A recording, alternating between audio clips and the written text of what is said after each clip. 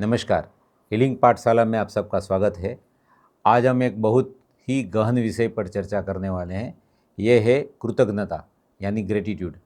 ज़रा सोचिए, सुबह आपकी आँख खुलती है और उसके बाद में आपका शरीर नहीं हिल पाया तो अगर रोज़ सही सलामत शरीर के साथ उठते हैं, ऊपर वाले का धन्यवाद करना चाहिए कि हम वैसे का वैसा शरीर लेके उठें 100% स्पेयर पार्ट के साथ में अकबंद।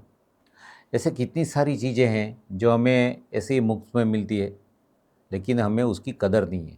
जैसे कि हवा, हवा में ऑक्सीजन मिल रहा है ना फ्री में, उसका कोई बिल देना नहीं पड़ता है। कोविड टाइम में हम सब ने देखा था कि 1 लाख रुपया देने के बावजूद भी 4 घंटे चलने वाला मामूली सा ऑक्सीजन सिलेंडर नहीं मिल रहा था। अभी मामूली बोल रहे थे, उस टाइम तो बहुत कीमती था। तो ज़रा सोचिए, उस हिसाब से अगर प्राइस गिनते हैं तो आपकी उम्र के हिसाब से ऑक्सीजन का पैसा चुकाना पड़े तो कितना अमाउंट होगा। जो सबसे ज़्यादा कीमती चीज़ें हैं वह हमें मुफ्त में मिलती है, जैसे कि यह शरीर। अगर आपके शरीर और उसमें जितने भी ऑर्गन लगे हैं उसकी कीमत लगाओ। हमें यहाँ जिप नहीं लगी कि हम खोल के देख सकते हैं क्या क्या स्पेयर पार्ट मिला है, लेकिन ओवरऑल पता है कि हमारे शरीर में क्या क्या है। तो उसका अगर प्राइस लगाएं तो कितना अमाउंट होगा। मान लीजिए किडनी ट्रांसप्लांट 10 से 15 लाख रुपया लगता है, हार्ट ट्रांसप्लांट तो 30 से 40 लाख लगता है।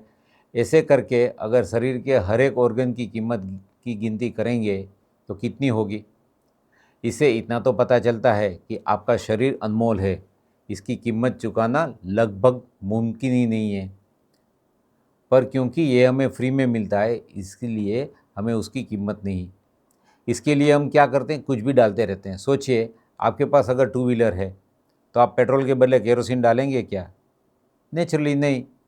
और अगर किसी ने डाल भी दिया तो कितना झगड़ा करेंगे, इसमें मिलावट वाला पेट्रोल है, ये वो है। और ये जो अनमोल शरीर है उसमें हम क्या क्या डालते हैं, जंक फूड डालते हैं, हानिकारक ड्रिंक्स पीते हैं, धूम्रपान करते हैं, वो क्या बोलते हैं, पान मसाला मावा, वो सब करते हैं। तो अगर मुफ्त में मिले ऐसी अनमोल शरीर की कदर नहीं करेंगे तो हो सकता है अगली बार ऊपर वाला बोलेगा इसको टूटा फूटा शरीर ही दे दो। तो ये सुंदर सा शरीर देने के लिए ऊपर वाले का, अपने माता पिता का आभार व्यक्त करिए। सोचिए, जब आप छोटे थे तो अगर आपके माता पिता ने आपको, आपके शरीर को साफ़ सुथरा नहीं रखा होता तो आपका क्या हालत होता। माता पिता और आपके परिवार के दूसरों लोगों ने जिन जिन लोगों ने आपके लिए कितना कुछ किया है, तब जाके आप यहाँ तक पहुँचे हैं।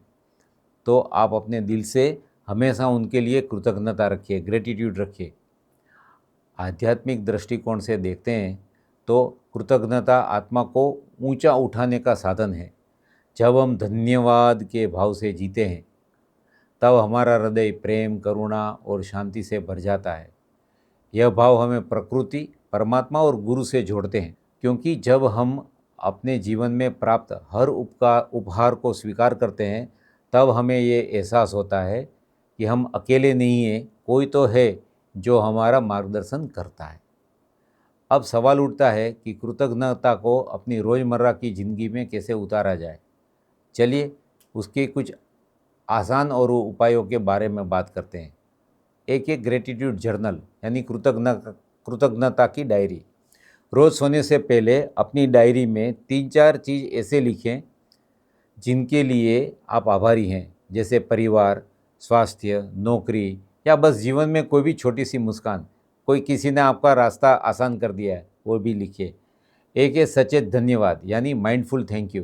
किसी से पानी मिलता है, आपके लिए किसी ने दरवाज़ा खोल दिया, या बस आपको देख के मुस्कुरा कर देखते हैं, या आपका थोड़ा क्या बोलते हैं, हौसला अफजाई करते हैं, आपके लिए कुछ अच्छी चीज़ें बोल देते हैं। हर छोटे पल पर भी मन ही मन धन्यवाद कहें। चुनौतियों से आभार, ये भी एक तरीका है।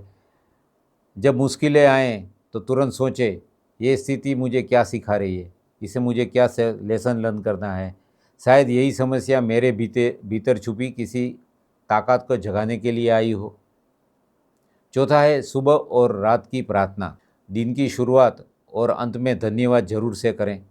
सुबह उठकर जीवन के लिए आभार और रात को दिन भर के अनुभवों के लिए आभार।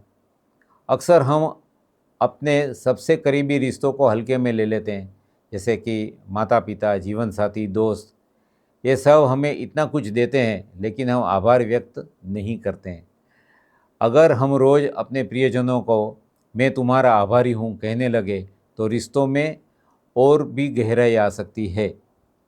कभी कभी सिर्फ एक वाक्य, तुम मेरे जीवन में हो इसके लिए धन्यवाद, ये रिश्ते को बदल देता है। दोस्तों, एक बड़ा रहस्य यह है कि कृतज्ञता संपन्नता का द्वार खोल देती है। जब हम इन चीज़ों के लिए आभारी होते हैं जो हमारे पास है, तो ईश्वर हमें अधिक देते हैं या अधिक देने लगते हैं, क्योंकि हमारा ध्यान कमी से हटकर प्रचुरता पर चला जाता है। यही लॉ ऑफ अट्रैक्शन यानी आकर्षण का नियम भी कहता है। आप जिस चीज़ पर ध्यान देते हैं वो बढ़ता है। हम कमी पे ध्यान देते हैं तो कमी महसूस होगी। अगर हम आभार पर ध्यान देते हैं तो आशीर्वाद मिलेंगे। कृतज्ञता का अभ्यास हमें भीतर से बदल देता है।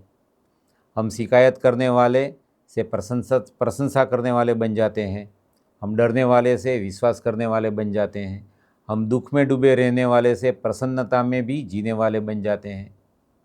असल में कृतज्ञता हमें जीवन की नई दृष्टि देती है, जहाँ हर पल, हर अनुभव, हर इंसान एक उपहार बन जाता है। तो दोस्तों, क्यों न आज से हम छोटा सा संकल्प लें, हर दिन कृतज्ञता के भाव से जिएंगे। सुबह उठते ही और रात के सोते समय सिर्फ 2 शब्द दिल से कहें, धन्यवाद प्रभु। फिर देखिए, धीरे धीरे आपकी ऊर्जा बदलेगी, आपके रिश्ते सुधरेंगे, आपका मन हल्का हो जाएगा, आपकी आत्मा प्रसन्नता और शांति से भर जाएगी। क्योंकि कृतज्ञता वह चाबी है जो जीवन के हर द्वार को खोल सकती है। जैसे इंग्लिश में कहते हैं, live with an attitude of gratitude. तो आज के लिए बस इतना ही। आशा करता हूँ कि आपको यह एपिसोड पसंद आया होगा। मिलते हैं अगले एपिसोड में एक और विषय के साथ। लाइक करना और सब्सक्राइब करना ना भूलिए। कमेंट सेक्शन में आपका विचार जरूर प्रकट करें। धन्यवाद।